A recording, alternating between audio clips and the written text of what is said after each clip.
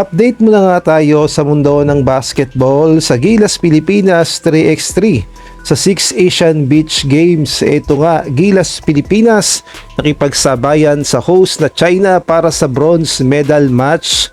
Samantalang sila Jack Rawan umiyak na naman at hindi nakaporma sa Qatar sa gold medal match. Ngunit bago tayo magpatuloy, pakipindot naman ng like, subscribe, at ang notification bell para updated ka sa susunod kong i-upload. Nagkaroon nga ng rematch ang host China at sa ating Gilas Pilipinas para nga yan sa bronze medal match, at kung ating ngang babalikan ay tinalo na ang ating Gilas Pilipinas ang China. Ngunit sa pagkakataong ito, mukhang gumawa ng matinding game plan ang China upang makuha nila ang bronze medal match, at kanina nga ay nag-iba ang kapalaran at nag-iba ang game plan at laro ng China. Minama nga ang ating Gilas Pilipinas at hindi nga pinaporma. Kaya naman ang naging resulta ay panalo ang China at sila nga ang nakakuha ng bronze medal. Samantalang ang ating Gilas Pilipinas ay nagtapos sa 4th placer. Hindi naman natin masisisi ang Gilas Pilipinas dahil pinaghandaan sila ng China. Natapos ang laban sa final score na 13-21. At lumaban din ang ating Gilas Pilipinas Women para naman ito sa finals 3x3 gold medal match, at muli nakaharap din nila ang China sa finals.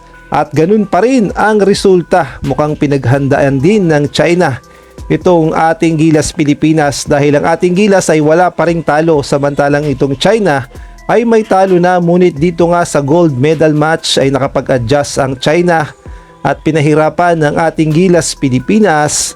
Kaya naman ang naging resulta, panalo din ang China at sila ang nakakuha ng gold medal match. Natapos ang laban sa final score din na 13-21.